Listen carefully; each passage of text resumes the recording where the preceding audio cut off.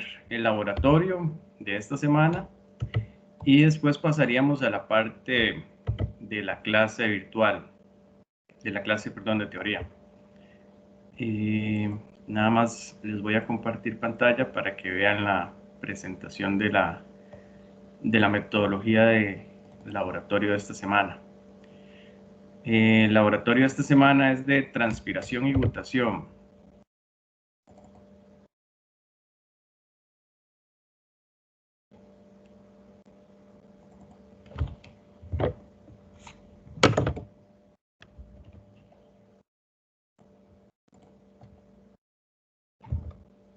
Me avisan si ven la pantalla.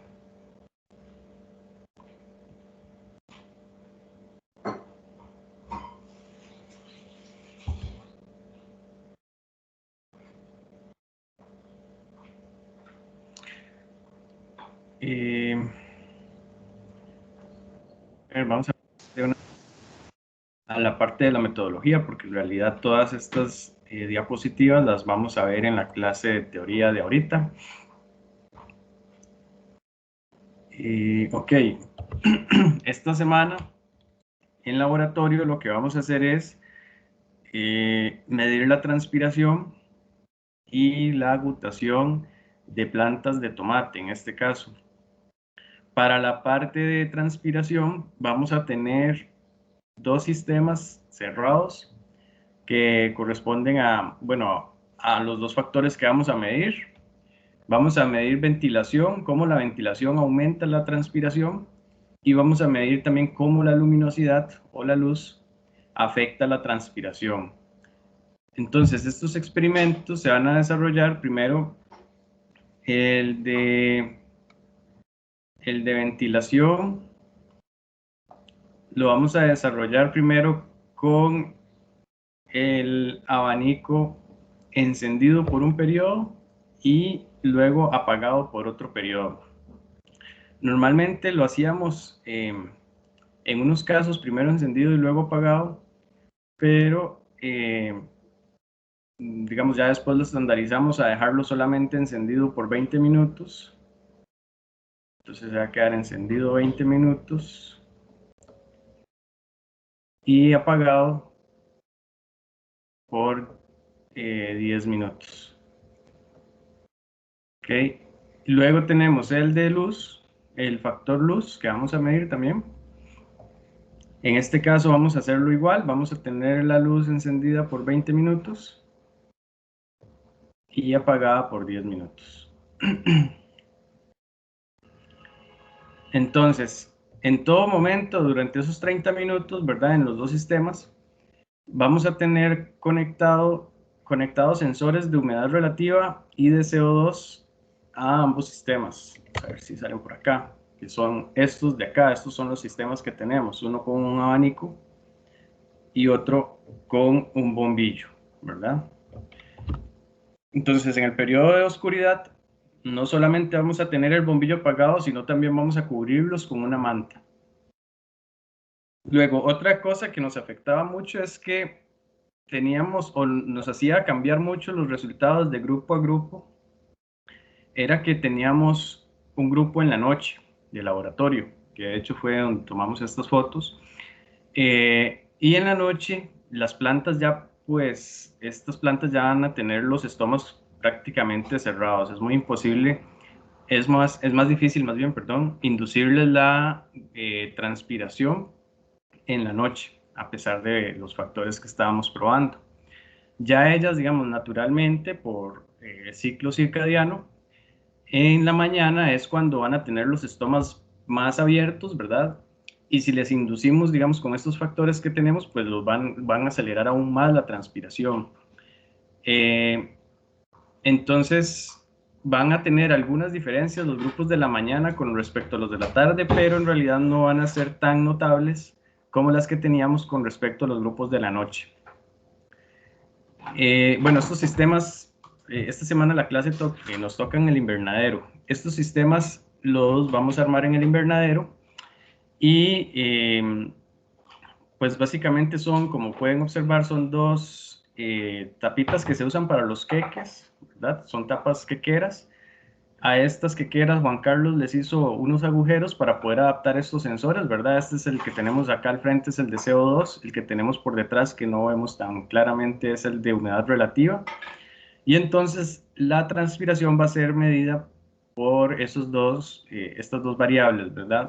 Mientras mayor concentración de CO2 tengamos en el sistema, pues eso nos da una indicación de que las plantas tienen los estomas abiertos y están pues haciendo fotosíntesis. Recuerden lo que les decía la semana pasada, que la transpiración también se piensa que es un, es un proceso que ocurre inevitablemente producto de la fotosíntesis, ¿verdad? Las plantas necesitan abrir sus estomas para poder captar CO2 y por ende este, pues van a transpirar, también van a perder agua en ese proceso. Entonces lo que les dije antes es al revés, más bien, perdón. Mientras menor sea la concentración de CO2 y mayor la concentración de humedad, mayor tasa transpiratoria vamos a tener, ¿verdad? Mayor transpiración vamos a tener. Si las plantas están absorbiendo CO2, quiere decir que tienen los estomas abiertos, ¿verdad? Ok, estos sensores están conectados a una pantallita, a una tablet que tenemos por ahí y de la cual vamos a tomar los datos cada, si no me equivoco, cada 60 o 30 segundos en ese rango, de 30 a 60 segundos. Vamos a tener un dato por esta cantidad de tiempo. De hecho, el sistema es bastante interesante porque nos da de una vez el gráfico de la tasa de transpiración. Igual ustedes lo van a tener que hacer para el informe. ¿Dudas con esta parte de transpiración?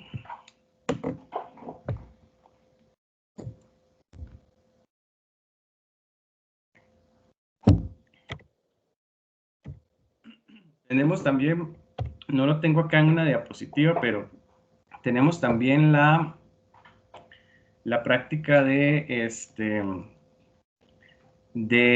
gutación, que en realidad es más sencilla. Vamos a dibujarlo acá. La degutación, lo que vamos a tener es 3 grupos de plantas de tomate. Eso lo van a tener por cada grupo de trabajo. A esas plantas de tomate a una le van a agregar agua, nada más agua. Perdón, a 2 plantas de tomate. Vamos a tener acá las plantitas, digamos que son plantas de tomate y tienen dos que les van a agregar agua. Luego tienen otras 2 que les van a agregar cloruro de sodio al 5%, una vez, ¿verdad? De hecho, van a agregar 100 mililitros de cloruro de sodio al 5% una vez, el día que hacemos la práctica, y luego vamos a tener otras 2 plantas que les van a agregar cloruro de sodio al 10%, 100 mililitros igual, una vez. Los siguientes días que vengan le agregan agua a estas, bueno, a todas en realidad, ¿verdad? No les pueden seguir agregando sal porque dice, van a morir más rápido de la cuenta. Solo una vez le van a agregar la solución de cloruro de sodio. Entonces, el día que hacemos el laboratorio, mañana y el miércoles, van a agregarles estas soluciones. Esas plantas van a colocarlas en unas cámaras húmedas que tenemos en el invernadero.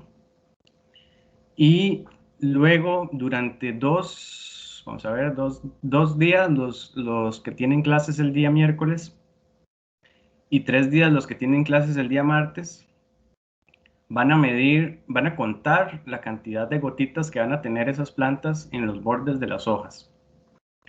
Muy importante es que eso tienen que hacerlo en las primeras horas del día, a las 7 de la mañana, ojalá 7:30, que abren los invernaderos. Entonces, lo que van a hacer es contar en la planta, en 3 hojas cada planta, cada uno de los tratamientos, 3 hojas por planta para cada tratamiento. Y bueno, eso lo tienen duplicado, entonces van a tener en total 6 datos de mutación por cada tratamiento. Entonces lo que van a contar es las gotitas de 3 hojas por planta. La idea es que lo hagan de una planta alta, perdón, de una hoja que esté en la parte alta, o sea, esas son hojas más jóvenes, de una hoja intermedia y de una hoja más vieja.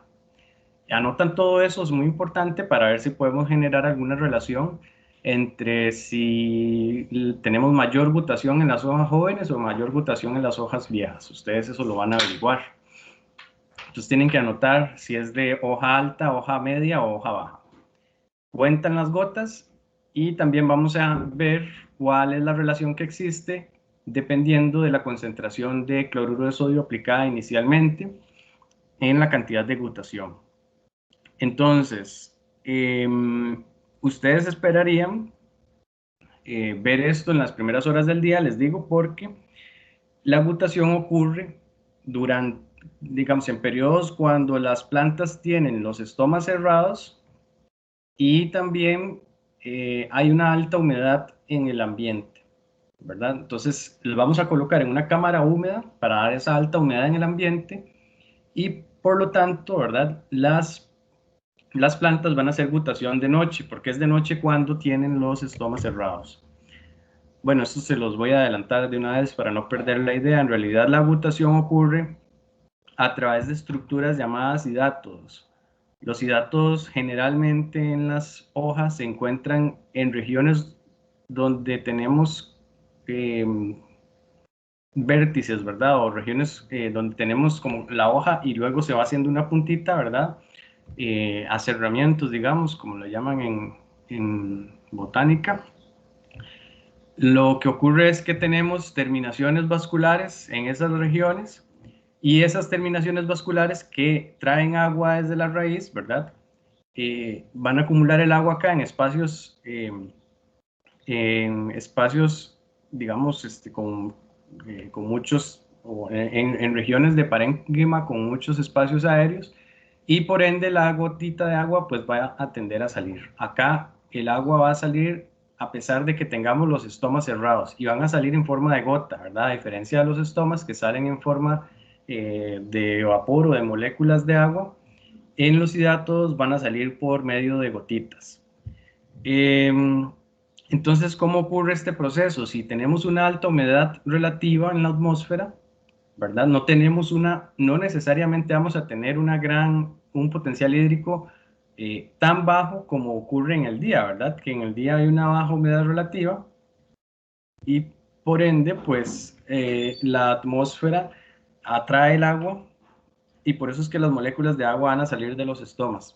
En este caso no ocurre de esa forma. En este caso, la gutación ocurre gracias a un proceso que se llama presión de raíz. La presión de raíz consiste en que las plantas van a absorber agua, ¿verdad? Pero como existe tanta humedad en el suelo, esa agua igual, por diferencias de potencial hídrico, va igualmente, aunque la planta no la necesita porque no la está gastando en transpiración, la va a absorber por diferencias en potencial hídrico. O sea, el potencial hídrico de la raíz es más bajo y por ende el agua del suelo va a ingresar a la raíz sin que medie la fuerza de transpiración. Entonces, en ese caso, digamos que la gotita sale porque la raíz empuja el agua, ¿verdad? Se genera una columna de agua desde la raíz hasta las partes altas de las plantas. Entonces es un proceso que se llama presión de raíz. Es la cantidad de agua que la raíz ha absorbido es tan alta que el agua va a tender a salir, va a seguir absorbiendo el agua de la planta. Hay una alta turgencia en las plantas y por ende el potencial de presión aquí juega un papel muy importante, va a empujar el agua fuera de la planta por esas estructuras llamadas hidátodos. No sé si tienen dudas, bueno, así se ve, como se ve en esta imagen, se ven las gotitas de gutación en las plantas. ¿Dudas, chiquillos, con Profe, respecto a los laboratorios? para lo de la agutación hay que tomar datos 2 días después de que se hace el laboratorio, ¿es así? Correcto. Se va a medir 2 días después de la clase. No o sea, el día de la clase no vamos a ver nada porque solo vamos a dejar el sistema ahí montado, ¿verdad? Pero los datos los van a tomar a las 7:30 de la mañana durante 2 días. ¿Más dudas?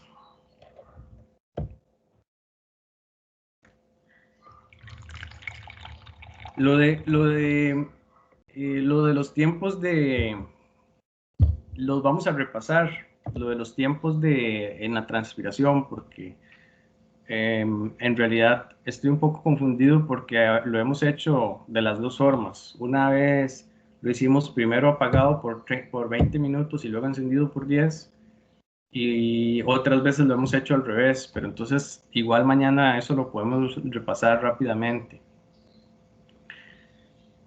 Vamos a ver dónde quedamos la semana pasada.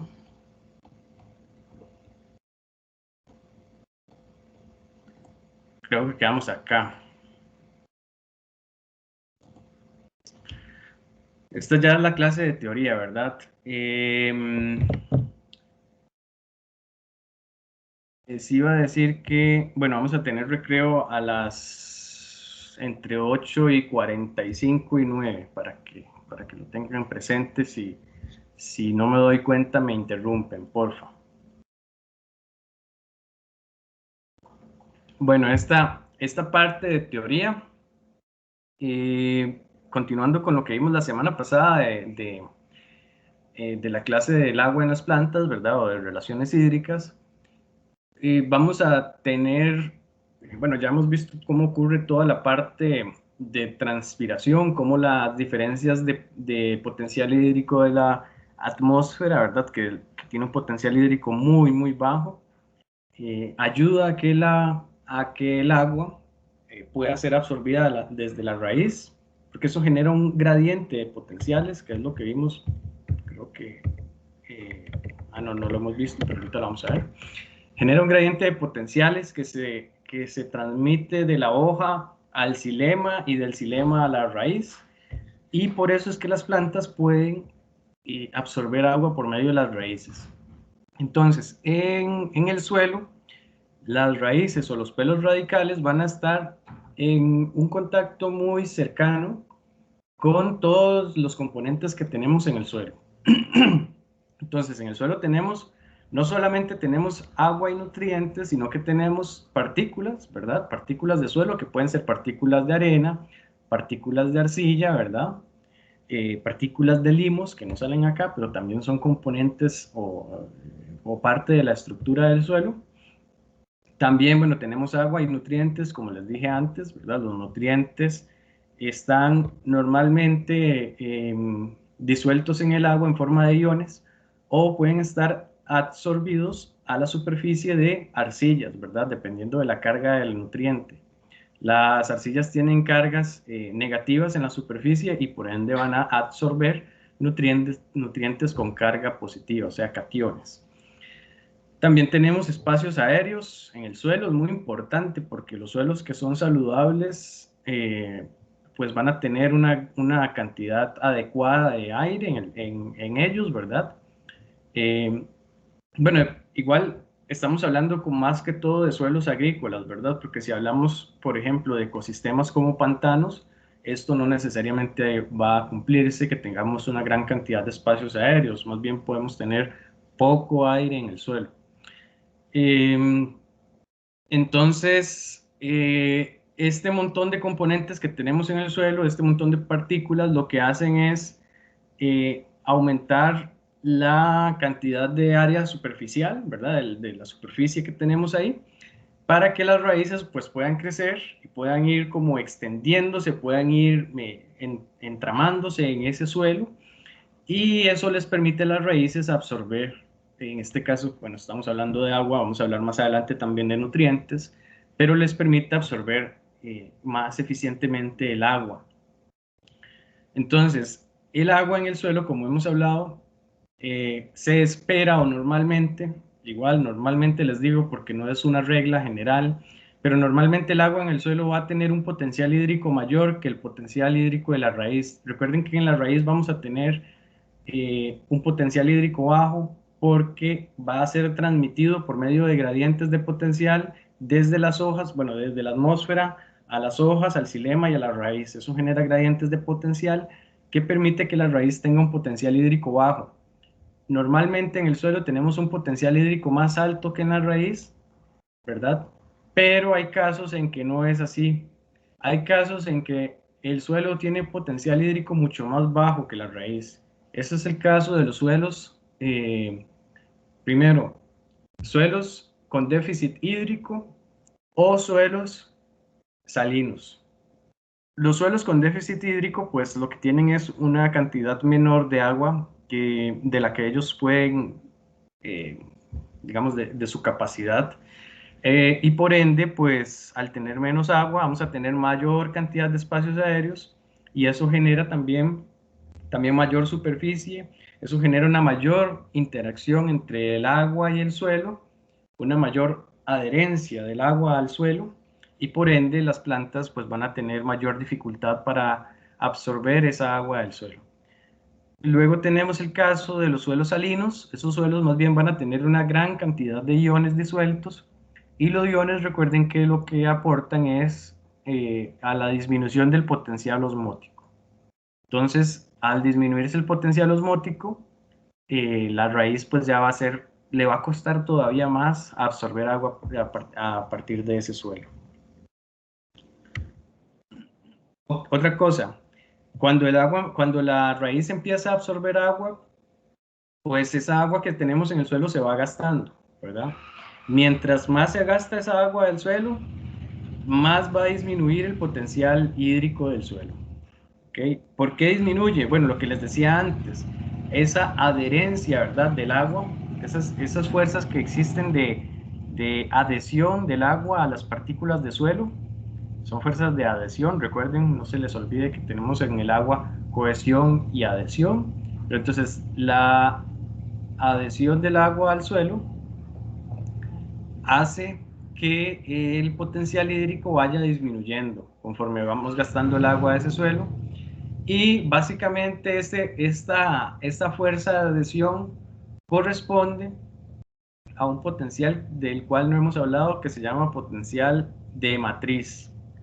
Ese potencial de matriz es la fuerza con la que el agua está adherida al suelo. Entonces, mientras más pequeñas, esto es algo también importante, mientras más pequeñas sean las partículas del suelo, mayor adhesión va a tener el agua al suelo y por ende el potencial de matriz va a ser más bajo. Ok, entonces tenemos suelos que son, ahorita vamos a ver, suelos que van a tener diferentes proporciones de tamaños de partículas en él, tamaños de arcillas, arenas y limos, ¿verdad? Las arcillas son las partículas más pequeñas del suelo. Entonces, si tenemos un suelo mayormente arcilloso, el potencial de matriz de ese suelo va a ser más bajo con respecto a un suelo que tenga una proporción adecuada, ¿verdad? De cada uno de los componentes, arcilla, arena y limo, ¿ok? Bueno, aquí tenemos un ejemplo de diferentes condiciones de potencial hídrico dependiendo de estados fisiológicos. Por ejemplo, en hojas totalmente turgentes, o sea, hojas completamente hinchadas e hidratadas, como las que vamos a tener en la práctica de gutación, el potencial hídrico va a ser de cero. ¿Por qué de cero? Porque recuerden que el potencial de presión puede equiparar, ¿verdad? El potencial de presión con signo positivo puede equiparar al potencial osmótico que existe dentro de la hoja, porque en la hoja tenemos que el potencial osmótico nunca va a ser de cero, siempre va a ser un potencial hídrico negativo. Pero si tenemos hojas completamente turgentes, el potencial de presión equipara, ¿verdad? Es un potencial positivo, puede, digamos, cancelar ese signo negativo que aporta el potencial osmótico y por ende esas hojas completamente turgentes pueden tener un potencial hídrico de cero. Una solución nutritiva, por ejemplo, una solución hidropónica, va a tener un potencial hídrico de menos 0.05 aproximadamente, ¿verdad? Dependiendo de la concentración que tengamos, puede ser Si la planta ya empieza a gastar los nutrientes, ese potencial hídrico puede variar, ¿verdad? Si tenemos plantas en hidroponía o la misma agua que tenemos en el sistema hidropónico también se puede ir gastando, entonces ese potencial puede variar, pero aproximadamente anda en ese valor de menos 0.05. Las raíces en los suelos secos están aproximadamente a menos 0.2, es un potencial hídrico bastante bajo. Luego tenemos hojas de plantas enraizadas en suelos húmedos, o sea, las hojas, ¿verdad? Las hojas pueden tener un potencial hídrico de menos 0.5. Vean cómo les decía que las hojas van a tener un potencial hídrico más bajo que las raíces y por ende esa fuerza de potencial ayuda a absorber el agua del suelo. Luego, hojas de plantas enraizadas en suelos secos van a tener un potencial hídrico todavía más bajo y eso es porque los suelos secos van a requerir que las raíces tengan un potencial hídrico todavía más bajo. El agua de mar tiene un potencial hídrico de menos 2.5 por la cantidad de iones que tenemos ahí disueltos, ¿verdad? Aportan un montón, aportan muchísimo al potencial osmótico y por ende van a tener un potencial hídrico sumamente bajo. Luego hojas de plantas enraizadas en suelos muy secos o en crecimiento detenido o incluso ya plantas muertas van a tener un potencial hídrico de menos 3, o sea, ya esas plantas eh, bueno, si ya murieron, pues van a haber perdido el agua, van a estar perdiendo agua constantemente y por ende el potencial hídrico va a ir bajando. O si están enraizadas o si se encuentran creciendo en suelos muy secos, ¿verdad? El potencial hídrico de esas hojas va a ser bastante bajo para ayudarle a la raíz, ¿verdad? Que el potencial hídrico de la raíz sea también bajo y pues el agua pueda entrar de alguna manera.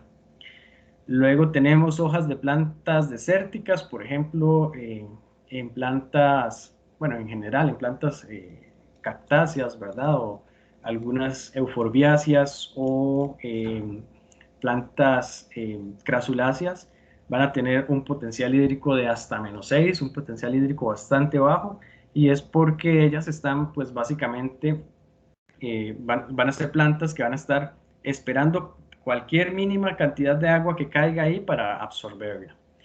Y en el caso de semillas viables, ¿verdad? Las semillas son los órganos que tienen el potencial hídrico más bajo, ¿verdad? Semillas, por ejemplo, con porcentajes de humedad de 10 o de 5 a 10% van a tener potenciales hídricos de menos 20. Y esto es muy importante porque esas semillas también van a estar ahí, van a estar latentes a esos porcentajes de humedad a los que ellos se encuentran, van a tener un metabolismo relativamente lento, pero también van a estar esperando que cualquier poquito de agua que llegue a donde ellas puedan absorberlo e iniciar el proceso de germinación.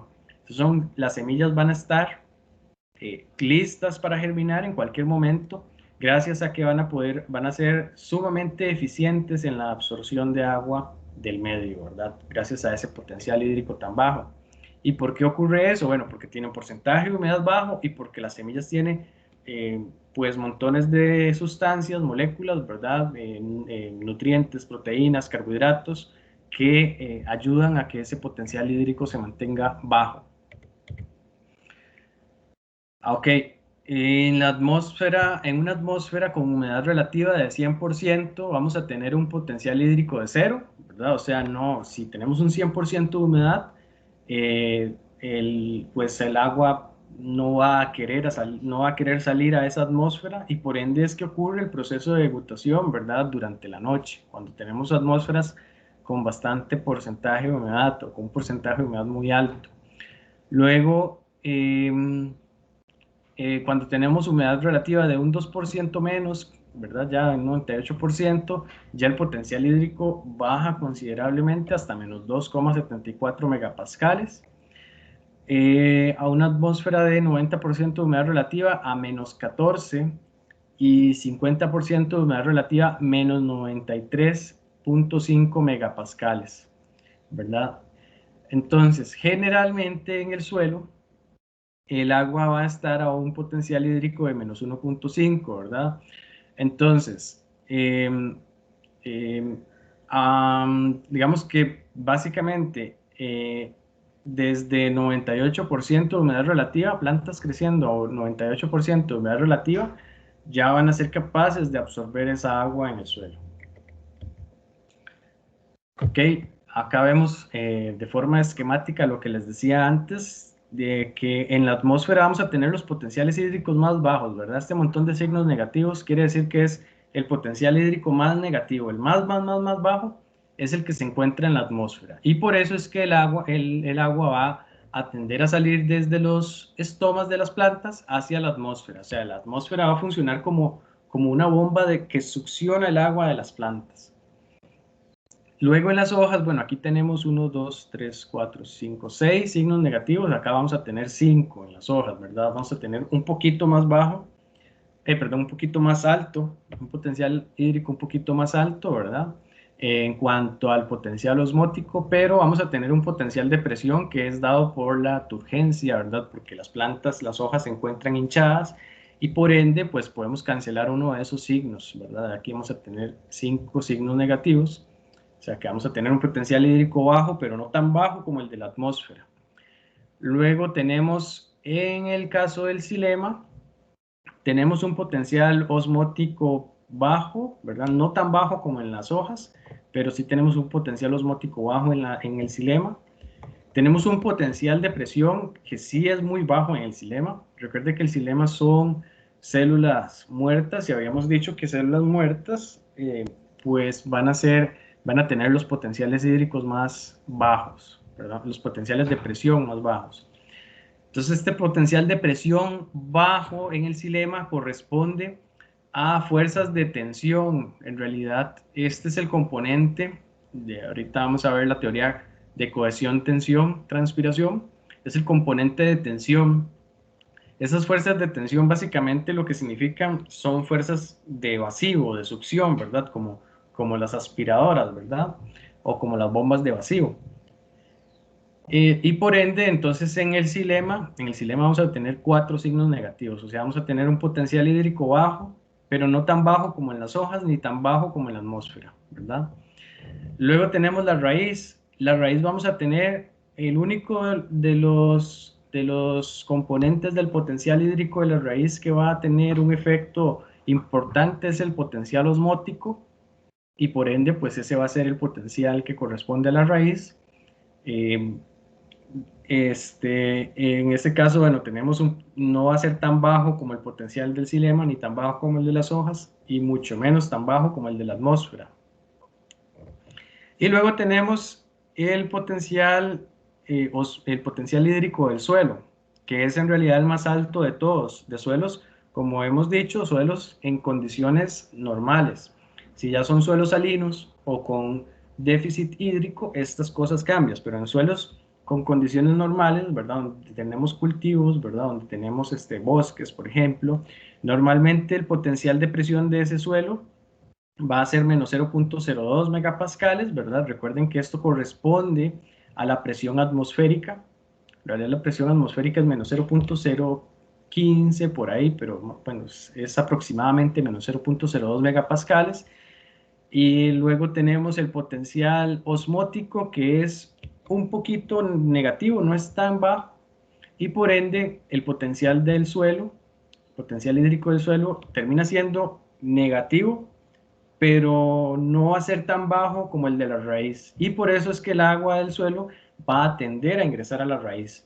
Recuerden que el potencial hídrico es una medida de la energía libre. La energía libre es la fuerza que explica el movimiento del agua.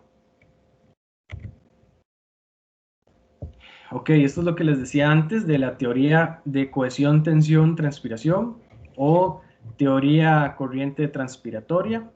Explica el movimiento del agua desde el suelo hasta la atmósfera por todas estas fuerzas, ¿verdad? Por fuerzas de cohesión de las moléculas de agua, tensiones que se generan normalmente en el xilema y la transpiración que se genera en los estomas y que permiten que el agua se libere de las hojas hacia la atmósfera. que es pues básicamente lo que hemos hablado en estas últimas diapositivas, ¿verdad? Es la teoría coheso-tenso-transpiratoria, cohesión, tensión, transpiración o teoría de corriente transpiratoria, es la misma, ¿verdad? Y básicamente también algo muy importante es que en esta teoría que explica el movimiento del agua, eh, lo más importante es entender que existen gradientes de potencial en los órganos de las plantas. O sea que el potencial hídrico más bajo va a estar en las hojas, bueno, en la atmósfera, en las hojas, luego en el xilema intermedio, en la raíz, el más alto, pero no necesariamente positivo, ¿verdad? Nunca va a ser cero, y en el suelo, que va a ser también uno de los más altos, pero nunca va a ser cero. Eh, bueno, esta es otra forma de ver lo que ya hemos hablado, ¿verdad? Que hemos hablado del potencial de la atmósfera, que es el más bajo, en las hojas es bajo, pero no tanto como acá. Esto es cuando hablamos de porcentajes de humedad menores al 100%, ¿verdad? Si tenemos porcentajes de humedad de 100%, en la atmósfera, pues no vamos a tener un potencial hídrico tan bajo, va a ser de cero, de hecho va a ser bajo, pero no negativo. Luego en las hojas, que tenemos el potencial de presión, el potencial osmótico, el potencial de presión va a ser negativo, el potencial osmótico va a ser, perdón, el potencial de presión va a ser positivo y el osmótico va a ser negativo. En el xilema tenemos el potencial de presión negativo, el osmótico un poquito negativo, y en el suelo tenemos potenciales de presión negativos y potenciales osmóticos negativos también. Ok, ahora vamos a hablar de estrés hídrico, en que el caso del estrés hídrico básicamente va a ser un desorden fisiológico que ocurre en las plantas debido, pues, evidentemente a, bueno, en este caso lo vamos a estudiar desde el lado de que tenemos un déficit hídrico, ¿verdad? Porque el estrés hídrico también puede ser un exceso de humedad que causa desórdenes como anoxia, eh, y que eso desencadena el crecimiento de microorganismos anaerobios, pero en este caso lo vamos a estudiar desde el otro punto de vista, que es desde el punto de vista del déficit hídrico. En las plantas, bueno, la respuesta de las plantas va a depender de la actividad metabólica. Si tenemos una actividad metabólica acelerada, pues no, esas plantas no van a responder de la mejor manera a ese déficit hídrico. La morfología es muy importante. Recuerden que existen adaptaciones específicas que permiten sobrellevar ese estrés hídrico, adaptaciones en raíz, adaptaciones en hojas, ¿verdad? En tallos modificados para almacenamiento de agua, por ejemplo, como en el caso de las cactáceas o crasuláceas. También en el estadio de crecimiento, las plantas tienden a ser más sensibles a déficit hídrico cuando nos encontramos en etapas reproductivas, en etapas de crecimiento, cuando la planta, bueno, cuando se encuentra la semilla, no necesariamente va a sufrir, ¿verdad?, de ese desorden de déficit hídrico. Producción, bueno, y va a afectar también a la producción, en realidad, el déficit hídrico, porque la función más afectada del déficit hídrico va a ser el crecimiento. Recuerden que hemos visto que las plantas van a crecer gracias a, normalmente van a desarrollarse gracias a los potenciales de presión que empujan las paredes celulares y por ende van a permitirles esa elongación celular, ese crecimiento celular, pero también es importante porque el agua eh, va a ser necesaria para, pues, todo el metabolismo de las plantas. Entonces, en condiciones de déficit hídrico, lo que más se va a afectar va a ser el crecimiento y por ende también la producción de, si estamos hablando de algún cultivo, ¿verdad? Ok, acá lo que quería ilustrarles era que durante el día vamos a tener una reducción del potencial de presión en las plantas. ¿Por qué? Porque en el día las plantas van a recibir luz solar que las va a inducir a abrir sus estomas para que ocurra el proceso de fotosíntesis, ¿verdad? Que es lo que nosotros vamos a hacer en el laboratorio de esta semana, ¿verdad? A inducir a inducir apertura de estomas por luz. Y también es muy importante que los primeros rayos de luz en la mañana desencadenan la apertura de estomas gracias a procesos de degradación de gránulos de granos de almidón que se encuentran en las células de los estomas. Entonces, ¿qué ocurre? Que ese almidón se va a separar en moléculas de glucosa y eso va a hacer que el potencial hídrico de esos estomas disminuya y por ende el agua va a entrar a esos estomas y esos estomas pues van a abrirse, ¿verdad? Bueno, el potencial hídrico, el potencial de presión, perdón, en las plantas disminuye en el día por ese proceso de transpiración, disminuye un poquito, ¿verdad? No es como que va a disminuir un montón, pero sí disminuye y por ende en el día las plantas pues van a encontrarse únicamente fabricando derivados de la fotosíntesis, fabricando carbohidratos. También ese proceso de reducción del potencial de presión en el día va a afectar la elongación y reducción de síntesis de proteínas y de pared celular, ¿verdad? Lo que les decía, va a afectar los procesos básicamente que son de crecimiento. Por eso es que las plantas van a crecer en una mayor tasa durante la noche, porque el potencial, en general el potencial hídrico, pero el potencial de presión va a ser mayor durante la noche. Entonces eso permite que las células estén hinchadas, que se genere esa fuerza que va a empujar las paredes celulares y por ende se va a dar ese crecimiento, esa elongación celular.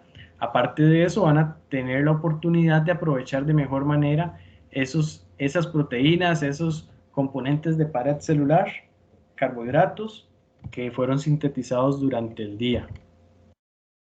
Chiquillos, cuando necesiten interrumpirme, háganlo sin ningún problema.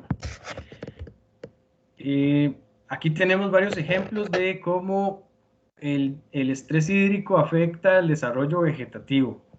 Entonces vemos flechas que bajan y flechas que suben.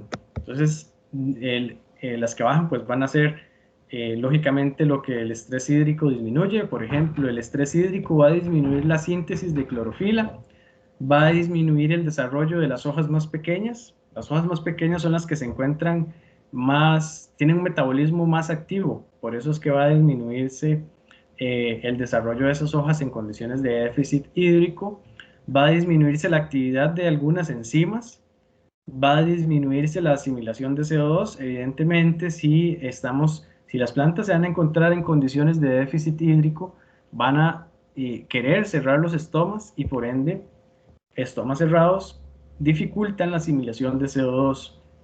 También, ahora vamos a ver las que suben. Cuando tenemos déficit hídrico, va a subir la actividad de enzimas hidrolíticas. Por ejemplo, las amilasas. Las amilasas van a degradar el almidón. Lo que les decía antes, similar a lo que les decía de los estomas, ¿verdad? Las amilasas empiezan a degradar el almidón, ese montón de moléculas de glucosa que van a provenir de ese almidón degradado van a disminuir el potencial osmótico de la planta, que va a ser una respuesta al déficit hídrico. ¿Por qué? Porque si entonces, en lugar de tener el almidón que no va a estar, digamos, disuelto de la misma manera que las moléculas de glucosa, ¿verdad? En el agua, ese montón de glucosas va a disminuir el potencial hídrico y por ende va a ayudar esa disminución de potencial hídrico a absorber agua del suelo, ¿verdad? Entonces, enzimas hidrolíticas que aumentan su actividad van a ser las amilasas, va a aumentar la concentración de algunas hormonas, por ejemplo, del ácido abscísico en hojas y frutos, y el ácido abscísico también está involucrado en el cierre de estomas, por eso aumenta la concentración de ácido abscísico en condiciones de estrés hídrico. Y en general pueden ocurrir otros cambios en las concentraciones de hormonas, en general, ¿verdad? Pero particularmente la concentración de ácido abscísico aumenta. El ácido abscísico, bueno, está involucrado en la abscisión de hojas y frutos, en el cierre de estomas. ¿Por qué es importante la abscisión de hojas y frutos? Bueno, porque principalmente las hojas, ¿verdad? En las hojas tenemos los estomas. Entonces, si las plantas eliminan algunas de esas hojas, pues la tasa transpiratoria va a ser más baja.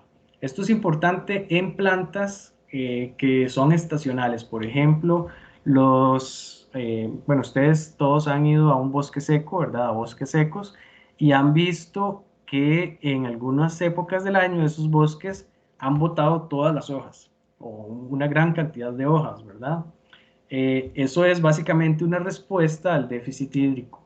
Se disminuye el metabolismo, se eliminan las hojas para disminuir la transpiración y por ende esas plantas pueden, digamos, soportar una estación completa de sequía sin morirse, ¿verdad? Lo mismo ocurre en casos donde también tenemos déficit hídrico, por ejemplo, en lugares donde tenemos condiciones de inviernos, ¿verdad? Inviernos con heladas. También ocurre eso, ¿verdad? El agua congelada no está disponible, no se puede absorber, entonces por eso es que las plantas, ¿verdad? Van a botar las hojas para entrar en ese periodo de latencia y por ende pues no morir en ese proceso, ¿verdad? Poder soportar toda la temporada sin que el estrés hídrico les esté afectando. Luego tenemos que la concentración de prolina aumenta también. La prolina es un aminoácido que tiene funciones, en funciones que se han reportado en respuestas de resistencia a estrés hídrico, también constituye reservas de nitrógeno y también disminuye el potencial hídrico, ¿verdad? Entonces, la concentración de prolina es muy importante aumentarla, ¿verdad? Cuando las plantas se encuentran en condiciones de estrés hídrico. De hecho, es un aminoácido que se relaciona con resistencia a sequía. En plantas plantas que son resistentes a sequía, normalmente tienen concentraciones de prolina muchísimo más altas que plantas que no son resistentes a condiciones de sequía. ¿Cuándo vamos a tener niveles extremos de estrés? Cuando el potencial hídrico se va a encontrar en menos 1.5 megapascales o menores, ¿verdad? En suelos con menos 1.5 megapascales o menores vamos a tener niveles extremos de estrés y eso va a afectar, va a disminuir, pues, específicamente disminuir la respiración, la asimilación de CO2, ¿verdad? Por el cierre de estomas, la translocación de asimilados y el transporte por encilema, mientras que eso va a aumentar más bien la actividad de enzimas hidrolíticas, como lo hemos dicho. Bueno, hemos hablado también de la relación que existe entre la transpiración y la fotosíntesis. En realidad, se dice mucho, ¿verdad?, que la transpiración es una consecuencia inevitable de la fotosíntesis y que es una pérdida de agua en forma de vapor. Podemos decir que es en forma de vapor o en forma de moléculas, porque esos, en condiciones, digamos, normales de presión y de temperatura, el agua hierve a 100 grados, ¿verdad? Tiene ese punto de ebullición de 100 grados. Sin embargo, recuerden que en los estomas o en la interfase estomas-atmósfera tenemos potenciales hídricos que son potenciales de presión negativa, o sea, son potenciales de succión que permiten que el agua pase de estado líquido a estado gaseoso en condiciones de temperatura normales. Ok, ¿cómo ocurre en general la pérdida de agua en la cavidad estomatal? Bueno, de los estomas, ¿verdad? Principalmente, bueno, necesitamos recordar que las plantas van a estar constituidas por carbono, ¿verdad? Entonces, ese carbono que las plantas tienen en las paredes celulares, ¿verdad? En las proteínas, en los carbohidratos, es el mismo carbono del CO2 de la atmósfera. Por eso es que la planta necesita absorber ese CO2 de la atmósfera para, pues, poder utilizarlo como materia prima en los procesos de construcción de moléculas en las plantas, ¿verdad? El CO2 en la atmósfera va a entrar a la planta a través de los poros estomáticos, ¿verdad? Que serían estas aperturas de acá. Y El agua, ¿verdad? Que vemos acá como estas flechitas azules que va a pasar pues de célula a célula en estas partes, ¿verdad? Cercanas a los estomas, que son, como pueden ver, tienen bastantes cloroplastos, son tejido pues altamente fotosintético, tienen bastantes cloroplastos y por ende, bueno, el agua va a estar pasando de célula a célula hasta que llega a la cavidad estomática. En la cavidad estomática, les decía, se generan potenciales hídricos tan bajos que permiten que el agua líquida que está en las células pueda pasar de líquida a gaseosa y salir en forma de moléculas por el poro estomático. El flujo de agua, bueno, desde las células va a venir de las células de la vaina, de los haces, ¿verdad? De los tejidos vasculares. Y ese viaje digamos, ese viaje del agua desde los tejidos vasculares hacia tejido fotosintético y hasta la cavidad estomacal va a ser facilitado también por las acuaporinas, ¿verdad? Recuerden que vimos que las acuaporinas facilitan el transporte del agua, el transporte de célula a célula, ¿verdad? Sin embargo, vean que también puede ocurrir un transporte del agua por espacios intercelulares, ¿okay? No solamente por entre las células, sino por fuera de las células también puede viajar el agua. Otros factores que pueden afectar la velocidad o la tasa de transpiración va a ser la temperatura, ¿verdad? Si la temperatura se aumenta, vamos a aumentar la difusión, ¿verdad? La difusión va a aumentar con aumentos de temperatura y eso va a facilitar el cierre de estomas que le permite al aire aumentar su humedad, ¿verdad? Si se disminuye la temperatura, la transpiración también va a bajar porque ocurre lo contrario, la difusión va a disminuir y pues también en general el metabolismo va a disminuir, la tasa de fotosíntesis va a disminuir y por ende pues no vamos a tener la misma tasa de transpiración en altas temperaturas que en bajas temperaturas. Esta difusión que hablamos no solamente es de moléculas en las células, sino también difusión de CO2 hacia el interior de las plantas y difusión de agua hacia el exterior de las plantas, ¿verdad? Esto es un proceso, como les dije la semana pasada, que es completamente explicado por el fenómeno de entropía, ¿verdad? En el caso de la luz en el amanecer lo que, bueno, afecta porque los primeros rayos de luz lo que hacen es que inducen la apertura estomática. También la luz en las primeras horas de la mañana aumenta la temperatura en el ambiente, ¿verdad? Y al aumentarse la temperatura ocurre lo que dijimos en esta diapositiva y por ende aumenta la transpiración. Entonces la luz, como lo vamos a ver en la práctica, debería aumentar la transpiración por apertura estomática y por aumento en la temperatura. Otros factores también, bueno, la humedad del aire, ¿verdad? La humedad del aire se ve influenciada por la temperatura del aire y por la velocidad del viento, ¿verdad? Si tenemos mucho viento, ese viento se va a llevar las moléculas de agua que están cercanas a la hoja, ¿verdad? Y por ende, el potencial hídrico de la interfase hoja-atmósfera va a disminuir constantemente. También el viento trae mayor cantidad de CO2 y bueno, va a eliminar esas moléculas de vapor de agua cercanas a la hoja y por eso es que disminuye el potencial hídrico, ¿verdad? Y eso aumentaría la transpiración. También, bueno, ¿qué otro factor afecta la transpiración? Cuando el agua en el suelo es limitante, ¿verdad? O nos encontramos en condiciones de déficit hídrico, se va a facilitar el cierre de estomas y entonces eso va a disminuir la absorción de CO2 y la transpiración. Bueno, ¿qué son los estomas? Solo como un repaso general, ¿verdad?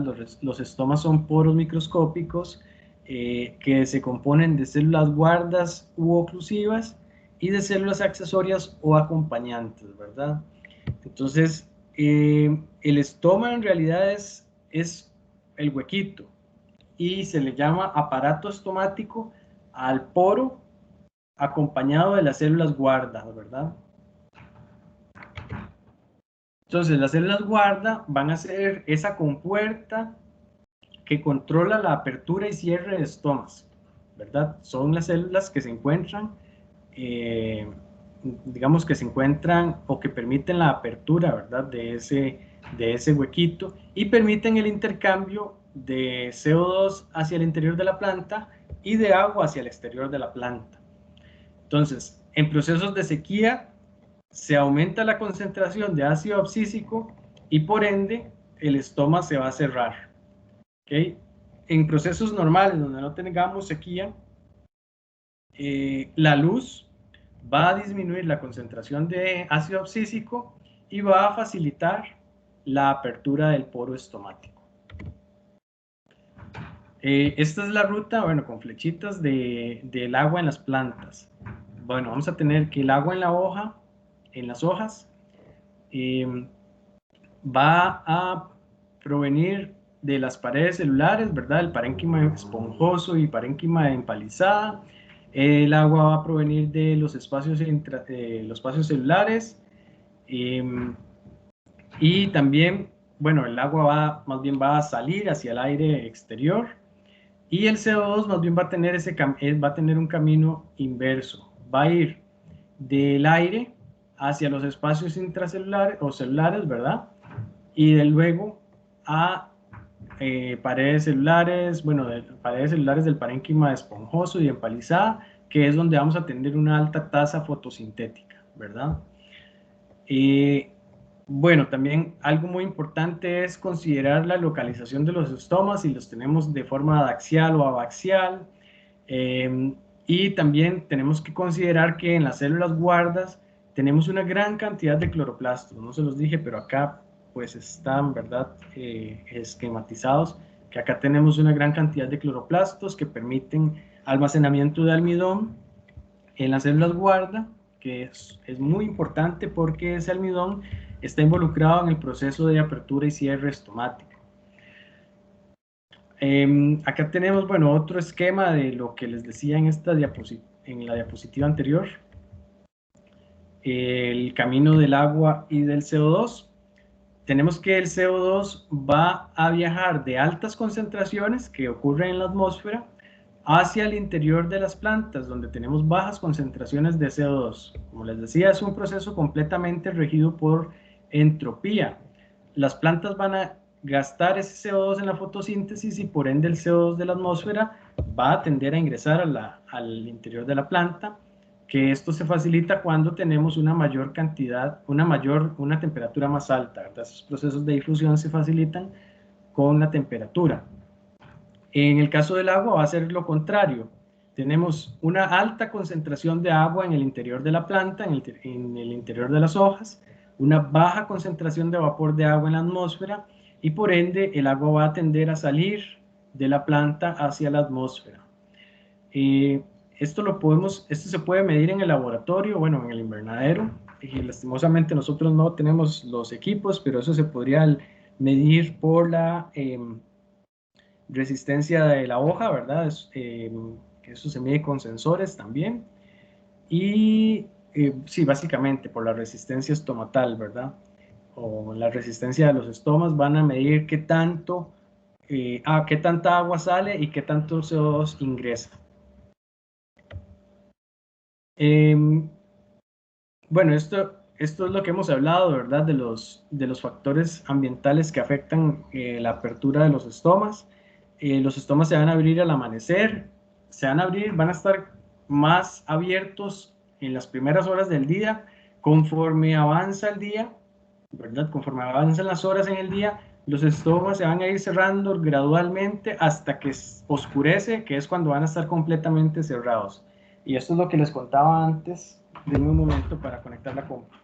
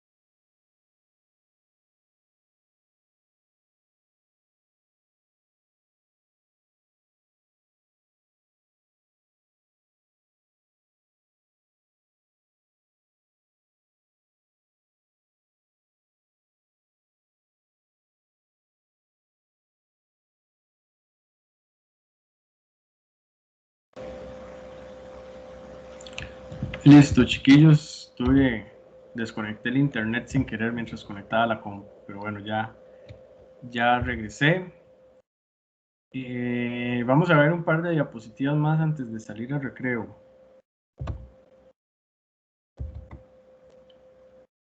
Ok, les contaba, ¿verdad? Que los estomas se abren, se van a encontrar más abiertos durante el amanecer, luego se van a ir cerrando gradualmente durante el día hasta que llegamos al atardecer.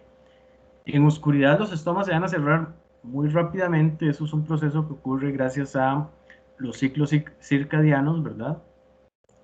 Y en plantas suculentas, ¿verdad? Plantas como las crasuláceas, cactáceas, de lugares calientes, los estomas van a abrirse durante la noche y cerrarse durante el día.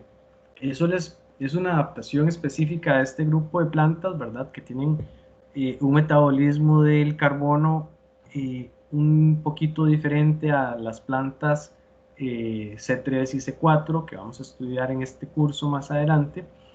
Que les permite absorber CO2 durante la noche, acumularlo y utilizarlo durante la fotosíntesis en el día, que es cuando van a tener los estomas cerrados. ¿Por qué? Porque si abrieran los estomas en el día, las altas temperaturas y la baja humedad relativa de la atmósfera las va a inducir a deshidratarse muy rápidamente, ¿verdad? La luz necesaria para que se abran los estomas va a ser desde uno,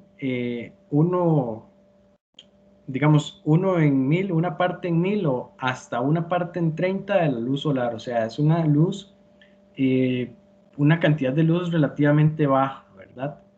Y esa luz, ese poquitito de luz, o sea, esos son los primeros rayitos de luz del día, los que van a inducir la apertura estomática, van a iniciar el proceso de fotosíntesis. No sé si han visto, bueno, cuando uno sale de viaje muy temprano y pasa por algunas regiones montañosas, ¿verdad? O de bosque, que cuando empieza el amanecer, se empieza a ver como que del bosque empiezan a salir como que empiezan a salir nubes, ¿verdad? Como que empieza a salir vapor de agua.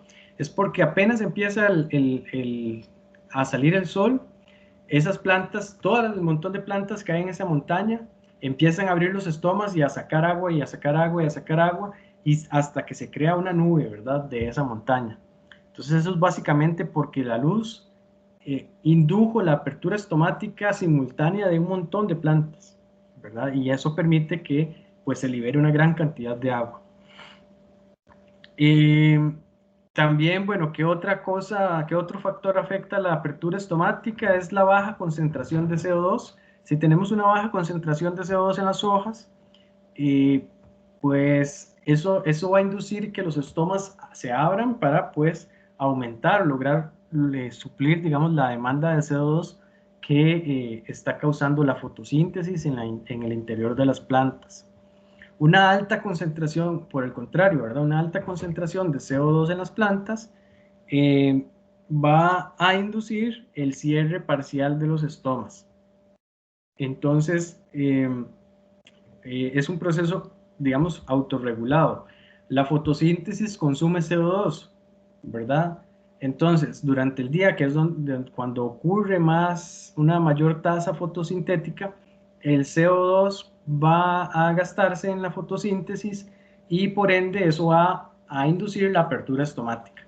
Durante la noche no tenemos un gasto de fotosíntesis, no hay una fotosíntesis activa, entonces la concentración de CO2 va a ser alta y eso va a inducir el cierre de los estomas. O sea, no solamente la luz, sino también la concentración de CO2, la que afecta, digamos, en este proceso que es parte del ciclo circadiano de las plantas, ¿verdad? La fotosíntesis, la apertura y cierre estomática y la transpiración van a estar básicamente modulados por la luz y la concentración de CO2. Ok, conforme el potencial hídrico se hace más negativo, o sea, baja más, los estomas van a cerrarse. Porque esto es un mecanismo, ¿verdad? Que les decía antes que es un mecanismo de protección durante la sequía. que está pues muy bien caracterizado y muy bien establecido en plantas crasuláceas, en plantas cactáceas, pero también las plantas C3 o C4 pueden responder de esa forma, ¿verdad? De cerrar los estomas durante sequía. Y bueno, lo que les decía antes, ¿verdad? Que hay un acoplamiento entre la fotosíntesis y la apertura y cierre estomática que tiene un gran valor para la sobrevivencia de las plantas, ¿verdad? Entonces, ¿cómo ocurre la apertura y cierre estomática? Bueno, los estomas se abren porque las células guarda absorben agua, ¿verdad? Y entonces la apertura de los estomas ocurre gracias a que tenemos una anatomía submicroscópica de las paredes celulares de las células guarda que permite, que les permite ser como un acordeón, digamos. Vamos a verlo. Lo vemos acá. Esa anatomía submicroscópica se llama en realidad miselación radial. Tienen que recordar este concepto. Es básicamente que las microfibrillas de la celulosa de las paredes celulares de las células guarda van a estar dispuestas alrededor de la circunferencia, ¿verdad? No van a estar de forma longitudinal, sino que van a estar de forma transversal a la célula, ¿verdad? Recuerden que este gusanito, digámosle así, ¿verdad? Esta célula que tiene forma de gusanito es una sola célula con pared celular y demás.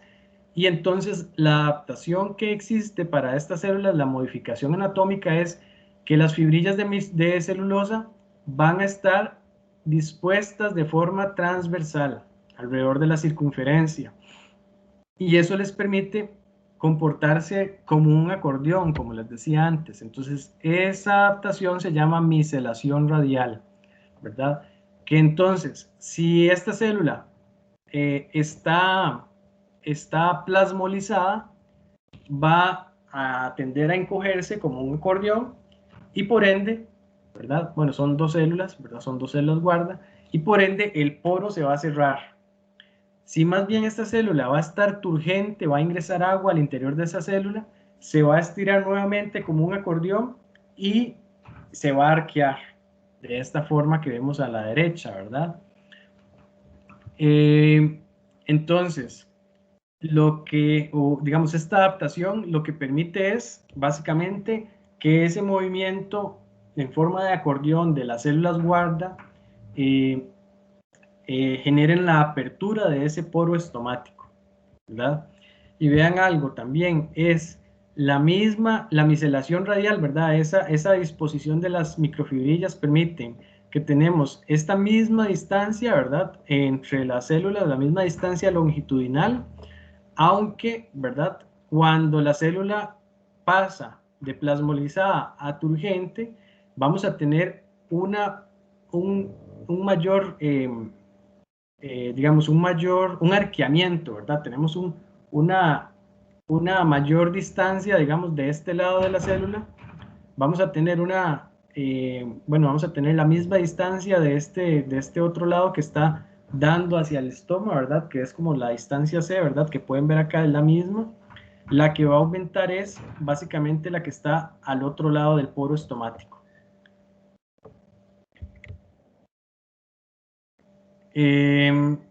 Bueno, hemos dicho que ese proceso se facilita por la entrada o el ingreso de agua hacia esas células guarda, ¿verdad? Que las células guarda en estado plasmolizado van a cerrarse y en estado turgente van a abrirse. Pero entonces, ¿cómo ocurre eso? Bueno, ocurre por varios procesos, ¿verdad? En este caso tenemos como el ingreso de iones de potasio a esas células guarda permite disminuir el potencial hídrico de estas células y por ende el agua que va a encontrarse alrededor de los estomas va a ingresar a esas células guarda, las va a hinchar y por ende pues el estoma se va a abrir. ¿Cómo se cierra? Pues va a ocurrir el proceso contrario. Necesitamos aumentar el potencial hídrico de estas células con respecto al potencial hídrico de las células que están alrededor. Entonces, los iones de potasio van a salir de las células guarda, el potencial hídrico de esas células va a aumentar y por ende el agua va a tender a salir hacia las células circundantes al poro estomático, a las células oclusivas, ¿verdad? Entonces, ¿qué otros factores también pueden o afectan? Bueno, el almidón y los azúcares almacenados. Tenemos que en las células oclusivas también tenemos gránulos de almidón, ¿verdad? Recuerden que los gránulos de almidón se pueden, por medio de enzimas hidrolíticas, se pueden disociar en moléculas de glucosa que también tienen un efecto igual, ¿verdad? De disminuir el potencial hídrico igual al que dijimos del potasio, ¿verdad? También en algunas ocasiones también tenemos iones de cloruro, ¿verdad? Que son absorbidos por las células guarda y que también participan en este proceso. Vamos a hacer recreo y ahorita regresamos. Tenemos 8:53. Regresemos a las 9:03, porfa.